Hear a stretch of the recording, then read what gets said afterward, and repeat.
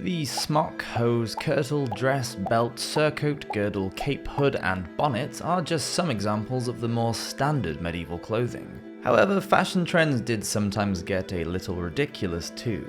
So, strap your Gucci boxers tight as we travel back in time to look at fashion during the Middle Ages. Welcome to Medieval Madness.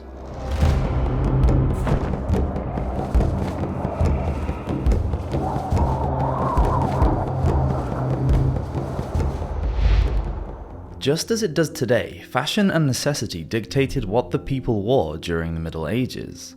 Cultural traditions were wide-ranging across Europe and Asia, as were the materials available. Fashions would depend on the century that the man or woman lived in, where they lived, and what their position was in society.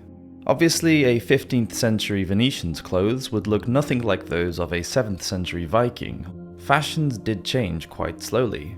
Today we find some of the trends that were popular in the Middle Ages quite silly, such as the 18-inch chopine, platform shoes of the Italian aristocracy, or the canonical hennin headdresses, similar to a Turkish fez that could reach heights of up to 4 feet, as well as the ridiculously long sleeved dresses and the men's chokingly skin-tight hoods. For the most part, clothing was made of 3 main materials: linen, wool, and silk. These were all manufactured in a range of different weights. The finer the weave, then the more expensive and softer the material was likely to be. Fabrics such as taffeta and velvet were made for the wealthier wearer and were not available until the later medieval period. Leather was used for an assortment of accessories such as shoes and belts, as well as armour. After the 10th century, fur became fashionable as a sign of status. Before this time, it was thought too vulgar to wear because of its use by barbarians. Everything from ermine, fox, rabbit, and squirrel were used for both warmth and luxury. Dyes were made from various materials such as crushed insects, tree bark, nuts, plants, iron oxide, roots, lichen, and even mollusks. The adding of colour meant extra work for the manufacturer, raising costs so that the poorer peasants were only able to wear undyed fabrics of muted colours. The brightest and most expensive dyes were reserved for the nobility and royalty. Although the natural dye woad, made from a flowering plant, produced a dark blue dye and was used extensively by every class of society. The early Middle Ages. Fashion changed quite slowly between the 5th and 12th centuries. The men of this period usually wore a tunic and some form of legging. The basic T-shaped tunic would have sleeves and a hole for the neck, and the length of the tunic would depend upon the man's occupation or social status. Soldiers and peasants would wear them at knee length or shorter so that they were not hindered in their daily work, and they were made from coarse wool. In warmer climates, trousers might not be worn at all. The most basic leg coverings were just strips of cloth worn around the leg and tied on with long laces. Richer men wore their tunics longer, and although they did use wool and linen in their clothing, they were of a finer texture than those worn by the common man. Silk was only used for the clothing of the nobility and was usually brought in from the Byzantine Empire, as only the elite were able to afford the costs involved with importing luxury goods from outside of Europe. Cotton was also brought in from Egypt and other countries of the East. Sometimes these tunics would fall all the way to the floor and were extravagantly embellished. Charles the Bold of Burgundy liked to wear cloth of gold as the ultimate status symbol. Many of his subjects found that keeping up with the fashions of his court ruined them financially. In Western Europe, a cloak or mantle was sometimes thrown over the shoulders, especially in winter. This served the same purpose as an overcoat.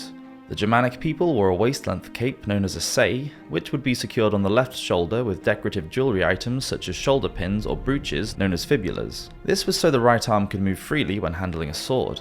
Many of these brooches were highly ornate and were made from gold or silver for those with status and money. Other decorative items such as belts, buckles, and metal purses were also worn by the elite during the early Middle Ages. The significant influence of the church ruled society during the time, so it's not surprising that women always wore some type of head covering in public, to naturally preserve modesty. A simple veil would be held on by a headband or circlet. No respectable woman would be seen out without one, as it was seen as a temptation to good men. Going outside without covering her hair, a woman would leave herself open to suspicion and gossip. In the French town of Arles, if an honest woman saw a prostitute wearing a veil, she was legally entitled to rip it off. Women usually wore a simple full-length tunic-like dress with sleeves. There would be a slit on the bodice so that the tunic could be easily put on and taken off. The slit was held together with lacing, normally from a narrow strip of leather or strong fabric. Headwear. Peasants in the fields wore straw hats to protect them from the sun, and this remained unchanged throughout the centuries. Men also wore chaperons, which were a hood and cape all in one piece, and were first worn before the beginning of the 13th century. Sometimes the cape was scalloped for decoration, and the hood would end in a pointed tail. They were worn by both men and women of the lower classes in northern Europe, made from wool for warmth in the winter and linen for shade in the warmer months. Eventually, this hooded cape evolved into a hat with a loose tail hanging from the back before becoming a padded circular hat. Wimples were worn mostly by married women from the 10th to the 14th centuries, which covered the head, neck, and chin. Later, as well as the circlet and veil, a narrow chin strap called a barbette became common. This style of headdress might also have mesh hairnets on either side of the head. By the end of the Middle Ages, the tall headdress known as a hennin was in vogue. It was worn at a 45-degree angle at the back of the head.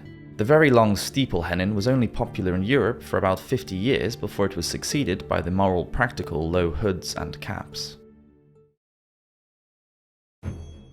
Shoes. Shoes were worn by all classes, even the very poor who wore simple turn shoes made from leather. The basic design and style of shoes remained the same throughout the medieval period. For the richer buyer, better quality materials and finer details were added. The leather could be decorated with cutwork patterns or stamping. They were popular with both sexes. For the nobility and royalty, shoes were gilded or studded with pearls and jewels. By the 12th century, pointed shoes were becoming popular. In England, they became known as krakows or polanes by the late 1300s because of the influence of King Richard II's Polish wife. Over the years, the length became more and more exaggerated, and by the 15th century, some had toes up to 24 inches long. They were stuffed with all sorts of materials to keep their shape, such as moss, hair, wool, or grass. These shoes were frowned upon by the church because of their phallic shape and were very impractical. Warriors had to cut off the points of their polanes before going into battle. Overshoes called pattens were worn over the top of normal shoes for protection from mud and sewage on the streets. They were usually made from wood or cork, had leather laces to tie them on, and were worn by both men and women. Indoors, slippers or pinsons were worn and were often fur-lined for warmth and comfort. Sumptuary Laws. Because of the improvement of wages and living standards after the Black Death, laws were brought in to stop the lower classes from dressing like their social superiors. Sumptuary laws attempted to limit the people from buying luxury items of food, clothing, and furniture. The laws of 1363 limited the types of fur and fabric that could be worn.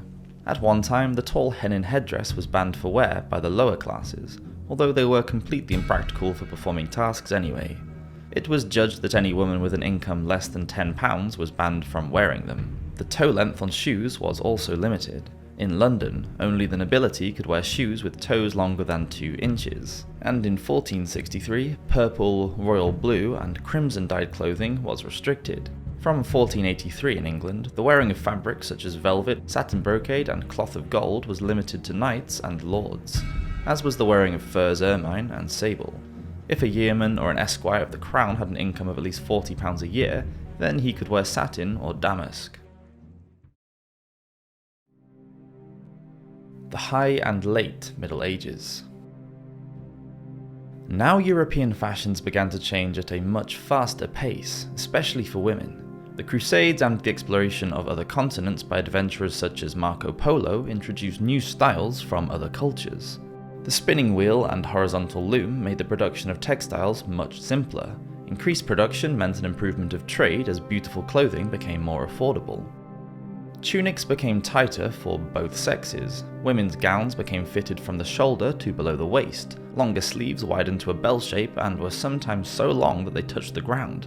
Being fitted around the body, with armholes that were far too tight and with sleeves that were too long, the 12th and 13th century clothing was uncomfortable and awkward to wear. This trend for tighter clothing inspired men to keep a slim physique. Men wore linen breeches and shirts as undergarments with woolen hose to cover the legs. On top of the shirt, a buttoned doublet was worn, which would often have a skirting or pleating at the hem. Slashes were made in the sleeves, which showed the undertunic beneath. This was pulled through to produce billows of contrasting colour and fabric. By the 14th century, a noblewoman's outfit consisted of several layers. A chemise of fine linen next to the skin, then a fitted gown or kirtle was worn over that. A sideless surcoat might be put on over that to show the garment beneath, and another more voluminous one might be added for travel, as well as a cloak.